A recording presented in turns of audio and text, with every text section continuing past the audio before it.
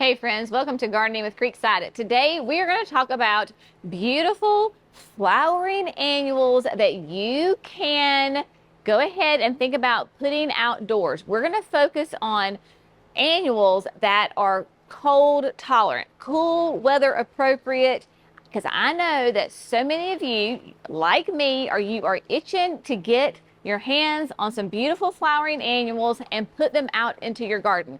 So I know you're going to do it. So I want to educate you on some of the best varieties, the best types of plants to go ahead that you can do that, because some plants obviously are going to be much more cool tolerant than others. And so if you're going to buy plants, I want you to buy the ones that will not only be happy but thrive outside in these cool temperatures.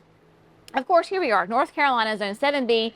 We are, just west of Charlotte in Dallas, North Carolina, and we, like most of the Southeast, you have this as temperatures, right? We know that. We've had beautiful weather, very spring-like. Everything woke up, and then we've had a couple of nights of freezes. We had a hard frost, and now we're going right back into it again. But past that, like in the next couple of weeks, as far as we can see, it looks like we have normal temperatures. That means, temperatures at nighttime maybe dip down into the 40s or the upper 30s. These plants will be able to handle that. Excited to share them with you. Before we get too far into the plants, I do want to also talk about, because a lot of people are doing container plantings right now. Sometimes I think early in the season we gravitate more towards doing container planting than landscape planting. I do, at least, because it's a little bit easier if we do have a freeze or a frost to cover a container as opposed to like a whole landscape bed.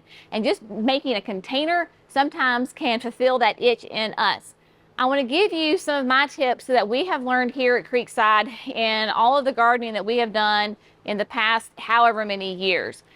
Right here beside me, you will see that we have a bag of the Proven Winners potting soil.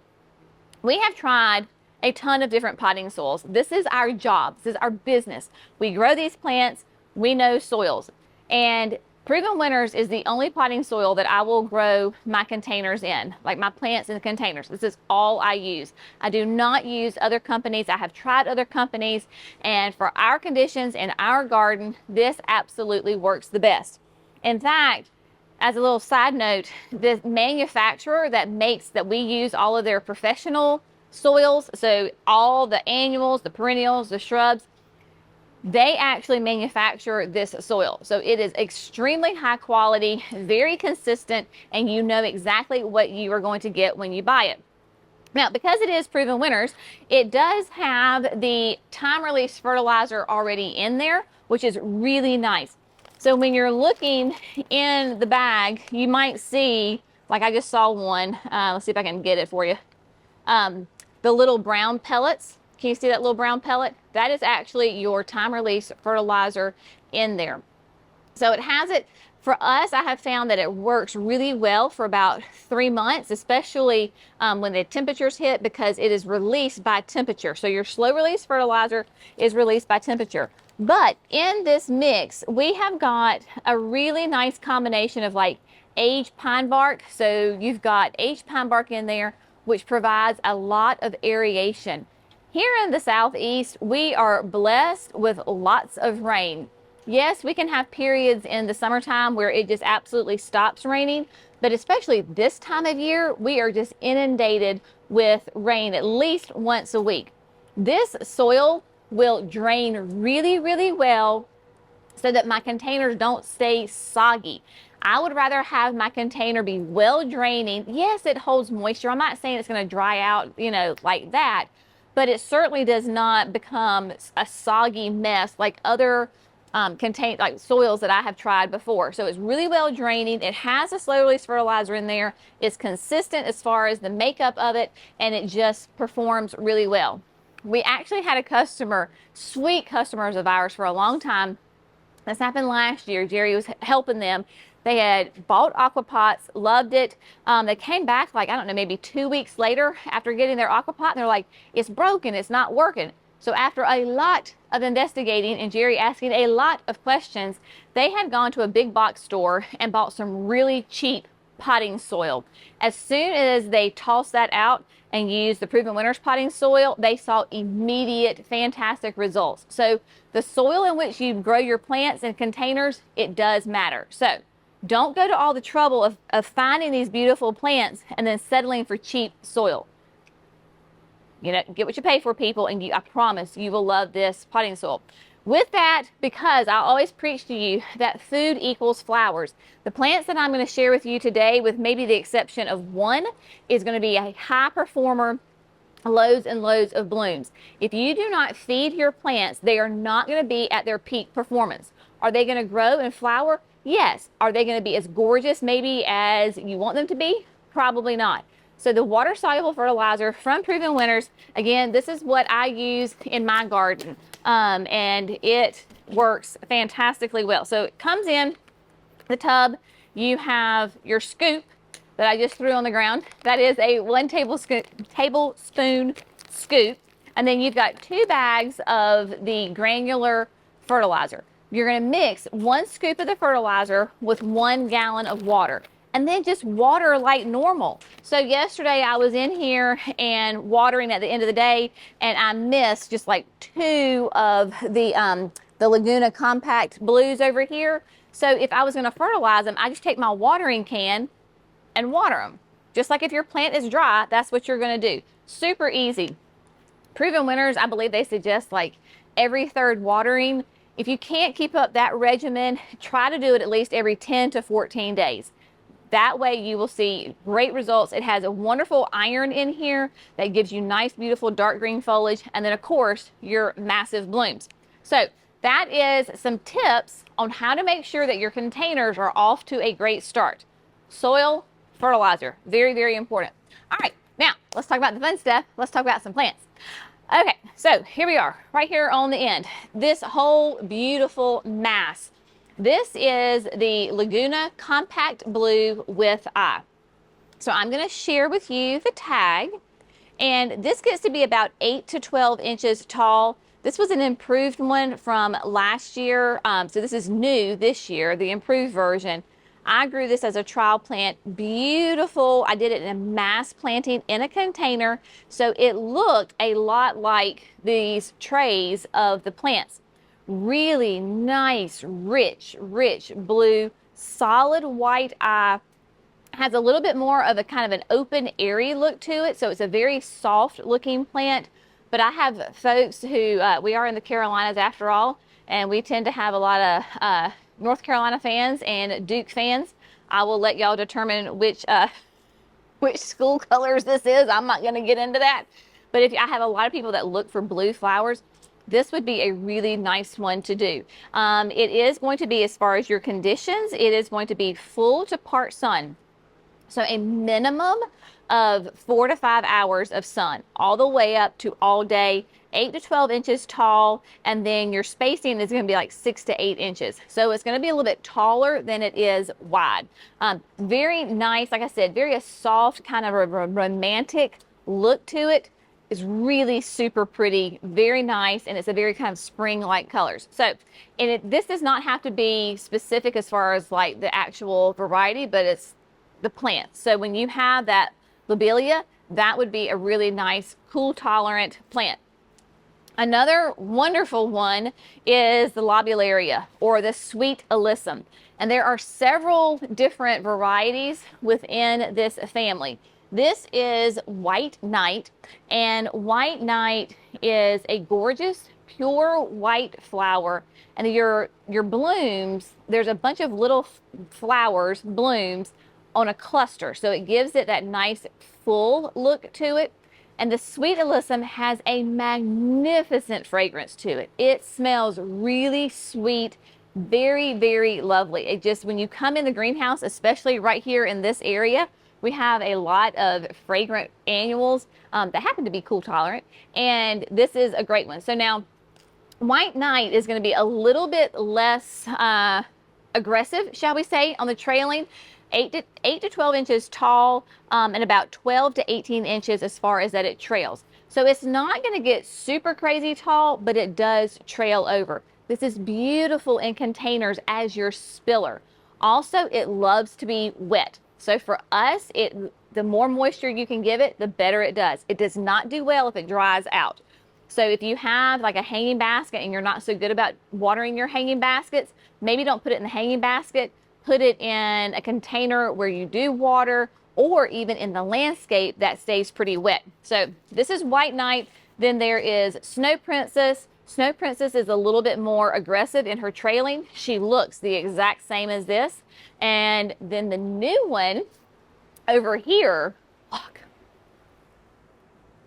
is this color not gorgeous? This is Violet Night. Violet Night, obviously, is a gorgeous, really rich purple. I love this. When we visited Pleasant View this past summer, they had this in mass planting around their pergola, like in the landscape. If you're going to put it in the landscape, it's not going to be very tall, right? So you want it probably at the front of your border. But when you can see like all these trays together right here, when you plant it in mass, it is stunning, absolutely stunning. Again, it's going to be about the same size, 8 to 12 inches as the White Knight, and 12 to 18 inches on your spacing. A beautiful plant. I'm going to use this in some way, shape, or form this season. And also, my folks who are looking to attract pollinators, all of these that I've talked about so far, both the compact blue and then the alyssums, the White Knight, the Violet Knight, major pollinator attractors. Yesterday it was a little bit of a warmer day and the sides were up in the greenhouse. We had pollinators all over the place. I came to water and they were just flying everywhere. So that's just something to kind of keep in the back of your mind. Now, something that you may not think of, and this is not even like an annual for us. This is technically a perennial. But the Berried Treasure strawberries, they are very cool tolerant. And not only do they produce berries that you can eat, I mean, they're totally edible. We munch on them all the time, but they produce these gorgeous flowers. So this is Berried Treasure Red. So there's Berried Treasure Red, pink, and white. We have pink and red down here right now. White is growing up at the greenhouse. But your flower color is different, but your berries are the same. The growing conditions are the same. It is just your flower color. So here is a pink one. Let me figure out where that flower is attached to. Here we go. So you can see that the pink is a very nice, kind of a soft baby doll pink. These do excellent in containers. Containers or the ground. I personally would rather use my strawberries in a container because in the ground, they will, like strawberries do, they'll send out little runners and they can attach. Now, if you have an area that you want these to spread and kind of naturalize, then great, go for it. I don't have a space really dedicated for that, so I would rather have them in a container. If you plant them on the kind of the front or the edge, then they spill over and your strawberries spill over. How fun is that? So cool tolerant, definitely. And you can mix these in with other plants. Like how pretty would the pink be with like a pink calibrachoa or the red with a white petunia, right? So kind of think outside the box on this, especially if you have young children in your life, and whether it's a neighbor, your own children, your grandchildren, a niece, nephew, whoever it may be, and you kind of want to get them interested into gardening. You can't go wrong with growing beautiful, delicious strawberries. I promise. They will just love it the entire time. Now, coming on down here, we've covered a lot of flowers, but I want you to think about, especially when you're doing containers, you also sometimes you don't need flowers. You just need color and you need an accent. Well, this is the Proven Accents Silver Bullet Artemisia. Artemisia is really nice and cool tolerant. Again, this is kind of like the Berried Treasure. This will actually be a perennial for us because it's hardy in zones 5A to 9B. Now, the Artemisia is going to be 6 to 10 inches tall, pretty short, but it trails and it spills over. So you're going to space it about 10 to 14 inches apart, and it's going to be in full sun. So you can tell, it's like sometimes when we're growing it in the pot, it's not very attractive, right? It's not super full right here because it's trailing down. Well, that's what Artemisia does. And as a grower, it can be a little bit challenging to get it looking beautiful in a pot for display. But just imagine when you have these in a landscape or in your container, this beautiful silver foliage really accents, hence proven accents, accents your plants and makes them pop. And it's just a nice color and texture difference. So Artemisia is another great cool tolerant plant that you can absolutely use right now. I think that's it on this side. So we're going to mosey on over to the other side. Oh, no, ha, sorry. I get so excited. All right. New on the market this year as far as the specific cultivar, but nemesia. So nemesia is beautiful, fantastic, cool tolerant plant. This is the new Aromance mulberry. And this gets its name, Aromance, because it has a delicious aromatic fragrance to it. So between this nemesia and the sweet alyssums, this area smells divine. It smells fantastic. New on the market this year. We grew it last year. It did a great job. Now, nemesia sometimes for us is that cool tolerant, right? So in the spring, early summer, and then fall, it does really well. You might notice in the heat of the summer, July and August, that maybe you're not getting your flowers. You still have your foliage, but not as much flowers. As soon as it starts to cool off, they will bounce back and do really well. So the Aromance mulberry, this has been really popular so far. We've had trays of this stuff going out because it's such a fun, unique color. If you're into purples, how pretty would that be together? Where you have the violet night and then that Aromance mulberry, all those different shades of purple, just lovely, just fantastic. All right, so we've got nemesia, we've got Artemisia, we've got Lobelia, and then we have the, what was it? Lobelia. Yep. All right, let's move on over here on this side of the greenhouse. All right, some of my favorites is this whole little section right here. These are the Bright Lights series of Osteospermum. I just call them Bright Lights or Osteos. I just shorten it. They're Osteos. Osteos are wonderfully cool tolerant plants. You can absolutely put them out right now and enjoy them. We have several different colors here this year. This is the brand new, this is the Bright Lights Horizon Sunset. If you follow us, you may remember that I trialed these last year, put them in various parts of my garden, and they were gorgeous. So you're gonna get a lot of variation of color within the same flower. And then even see, like over here, you've got brand new petals right here, new flowers. Look how orange this is with that purple center, and then it transitions. So you get your yellows, your oranges, your pinks, your purples, just like a beautiful horizon sunset. Then we're coming on over here to the Bright Lights purple, a really nice, rich purple. All of these osteos are going to be 8 to 12 inches tall. They're going to be full to part sun. They have a mounded habit. They're going to stay relatively short. So if you have a container, they could be a filler or a thriller, just depends on what you have.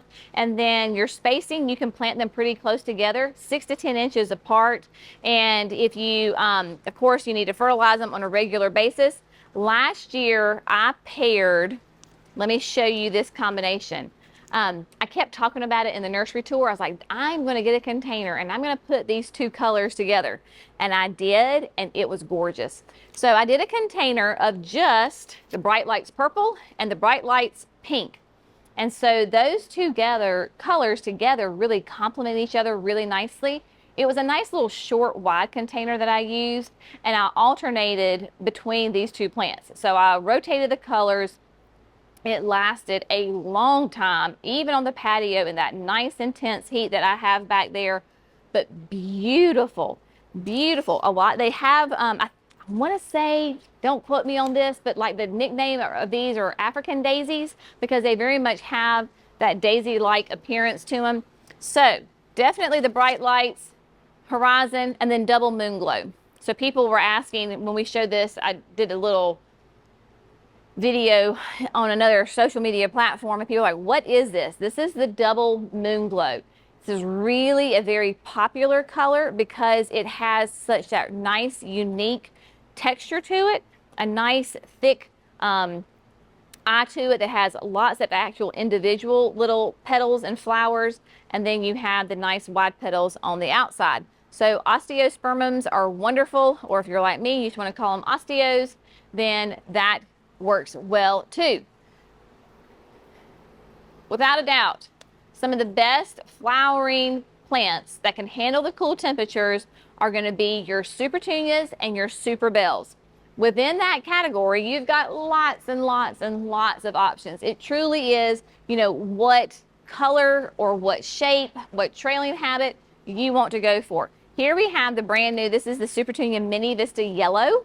And so this is the Mini Vistas tend to have a smaller bloom on them. They are going to be full to part sun. They do have that trailing habit. They're short, 6 to 12 inches tall, and then they trail over and just are extremely adaptable. You can use these in containers, window boxes, hay racks, hanging baskets, the landscape, you name it. So we have the Mini Vista Yellow, and then some of our favorites is the Mini Vista Indigo. I mean, this is like one of the classic of the Mini Vistas. Just a really nice, rich indigo color on that. Rich purple actually pairs really nicely with that yellow. It looks really nice together. And then within the more of that Mini Vista series, there's all sorts of colors. Of course, you've got the classic pure white. You've got a lovely red, that's the red, listen to me, hot pink, so that's the hot pink. And then there's Midnight is over here. This is the brand new Midnight. So we had yellow, midnight, and scarlet. Scarlet is up in the other greenhouse, but look how rich that Mini Vista Midnight is. So nice, deep, velvety look to it. It's very, very nice. So your petunias are wonderful, nice and cold tolerant. Picasso in purple is always a classic because it has that really hot pink center with that lime green edge. Gorgeous plant. You can use those. And then we have so many other colors, right? You've got, we're going into a little bit of a pocket of some Superbells right there, and then the Supertunia Royal Velvet, which looks like to me like a large version of the Midnight. And then we've got the Superbells, and these are some fun plants. Let me tell you, Blackcurrant Punch is always such a huge hit because look at that flower on that. Is that not just fun? The punches have like a deep throat, a deep color throat, and lighter on the outside. So we've got Blackcurrant Punch here. In a little bit, we're going to go and show you Grape Punch. But your Superbells are some of the most cold tolerant. Between the petunias and the calibrachoas, you'll notice we have our hanging baskets in here. As soon as we get through with this freeze in the next couple of nights, we're going to take up at the production a lot of the hanging baskets and begin growing them outside. We as a grower have found that when you grow these plants on the cool side, they get very nice and tight. They won't get leggy, they're not going to stretch, but they stay nice and tight and flower just fantastically well. So don't worry about, you know, temperatures in the 40s or the upper 30s. Now, if we get a freeze or a frost, you're going to want to protect them in the fact of it may burn the flower, but it's not going to kill the plant. So just kind of keep that in mind. We got Honeyberry. The brand new pink lemonade is a really fun plant because if Jerry, I'll just let him get over here instead of holding one, but this plant changes color. So you're going to have shades of, some of the flowers are going to be more pink with a little bit of yellow, and then some of them are going to be more yellow with a little bit of pink. As the flowers age, they will change colors. So that is a really fun one. This is one that I was thinking would be lovely with the pink strawberry plant. That would be great. And then here is the Superbells. Oh, sorry, not Grape Punch. This is blue. There is a Grape Punch, but this is Blue Moon Punch. Look at that. Don't you love that? I do. I mean, it's just gorgeous. Really nice, deep purple with that yellow throat, nice lavender on the edges. Super nice. So when you're going through the garden center and you're really looking at getting, annuals, because I know we all desperately want to get our hands and create something beautiful, make sure that we choose those cool tolerant plants so that you're setting yourself up for success and you're not going to be back at the nursery, a week or two later buying the same plant because the one you bought got frozen. And that's not good for the cool weather that these guys can definitely handle. I have one more plant to share with you that is definitely cool tolerant, and that is Lamium. Lamium, this is the pink Chablis Lamium, and right now it has got beautiful green and silver foliage. It has that predominant silver in the center with a little bit of the green on the outside and of course on the underneath. Pink Chablis gets its name because it does beautiful pink flowers. Interestingly enough, pink Chablis will be a perennial for us as well here in 7B. It's a perennial in zones 4A to 8B. So y'all, if it is a perennial in zone 4, I think it can handle our temperatures in, the upper 30s, mid 30s here in North Carolina. My Lamium, I do use it as a perennial, and I have it in 2 locations in my garden. In both locations right now, it is blooming its head off. One is in predominantly all shade, and the other one gets morning sun and then it's afternoon shade. This plant will do sun or shade, this pink Chablis, and it is low ground cover. It is going to be 8 to 12 inches tall, and you're going to space it about 10 to 14 inches apart from each other. But the ones outside that have been in the ground for almost a year now, covered in flowers. These in the greenhouse obviously are going to be the newer plants, and they're not blooming quite yet. But just know that it will have a beautiful, works as a ground cover. That's what I have it in one spot, is a ground cover. Beautiful. It's in front of the White by the Gate camellia. And then in another one, I have it in a container paired with a hosta, and it's on the edge and it spills over. So whether you use it in a container or in the ground, sun or shade, you have got this. It will do great. Wonderful, wonderful, hardy, easy plant to take care of. But this Lamium is another one that is great for those cool weather plantings. So when you're going out to your garden center, have fun, but have some knowledge. You want cool tolerant plants, not heat tolerant plants like your coleus or your basil or your lantana. No, no, no. We say no to those plants right now. Let us get past our frost date. Then you can buy to your little heart's content. So pick those cool tolerant plants for sure. That way you're setting yourself up for success. I hope you have found this fun and informative, that you have got a couple of ideas that you can make some creations out of. You stay tuned. I'm going to have all of these listed for you at the very end. That way you can either take a screenshot or just pause the video and you can write them down, because I know we went kind of through these a little bit fast. So I'm going to give you that information, a little cheat sheet for you on these cool tolerant plants. So as always, thanks so much for gardening with Creekside. Y'all have a fantastic day, and we'll see you in the next video. Bye, friends.